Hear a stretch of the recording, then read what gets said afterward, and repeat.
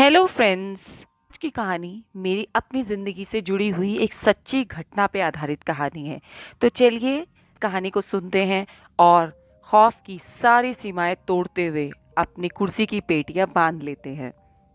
आज की कहानी का शीर्षक है छत पर घूमता हुआ भूत। ये कहानी मेरे पिताजी के साथ घटी। यकीन मानिए उससे पहले मुझे भूतों पर कोई ख़ास भरोसा नहीं था। बात तब की है जब मेरा पूरा परिवार दिल्ली से बाहर यूपी के एक गांव में रहता था। मेरे पिताजी बैंकर थे, तो उनका हर 2-3 सालों में कहीं ना कहीं ट्रांसफ़र हो ही जाता था।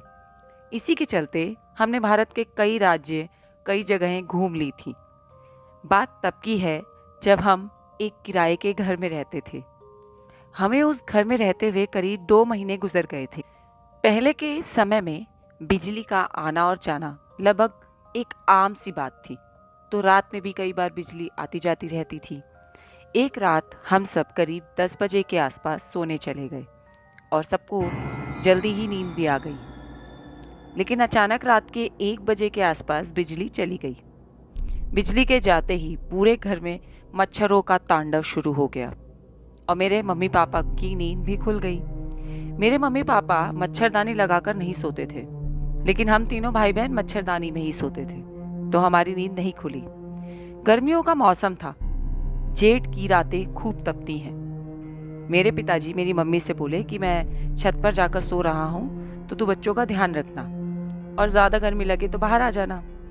हमारा घर दूसरी मंजिल पर था और हमारे घर के सामने पूरी खुली बहुत बड़ी छत थी। हमारे अलावा वहाँ 2 परिवार और रहते थे, एक मकान मालिक जो ग्राउंड फ्लोर पर थे और दूसरे एक और किराएदार जो फर्स्ट फ्लोर पर थे। छत से फर्स्ट फ्लोर पर जाने के लिए 2 रास्ते थे, लेकिन फर्स्ट फ्लोर से नीचे जाने के लिए एक ही रास्ता था। मेरे पिताजी चटाई बिछाकर बीच वाले स्टेयरकेस की 6 इंच की दीवार पर सर टेक कर सो गए। अभी करीब सिर्फ 10 मिनट ही गुजरे होंगे। उन्हें पूरी तरह नींद नहीं आई थी। उन्होंने महसूस किया कि कोई कुछ दूरी से उनके पास चल कर आ रहा है।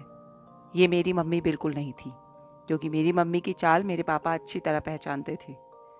वो जो भी था, मेरे पिताजी के 1 फुट की दूरी पर आकर बैठ गया और चादर को हटाए बगैर मेरे पापा के गाल पर सन्नाटेदार थप्पड़ मारकर सीढ़ियों से भागते हुए नीचे चला गया। थप्पड़ के कारण मेरे पापा बहुत तेज चिल्लाए और उस चीज के पीछे सीढ़ियों से नीचे की तरफ भागे, लेकिन उस पूरे कॉरिडोर में कोई भी नहीं था। और अजीब बात, मेरे पापा ने कंबल ओढ़ के भागते हुए किसी को देखा था। मेरी मम्मी भी छत पर आ गई। मेरे पापा के गाल पर थप्पड़ के निशान साफ साफ दिख रहे थे।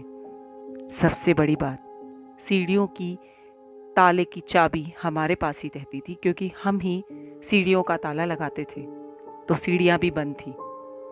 अगले दिन मेरी मम्मी ने मकान मालिक से पूछताछ की, तो पता चला कि वहाँ हमारे मकान मालिक का सबसे छोटा भाई छत से कूदकर ही मर गया था। थैंक यू फ्रेंड्स, मुझे सुनने के लिए।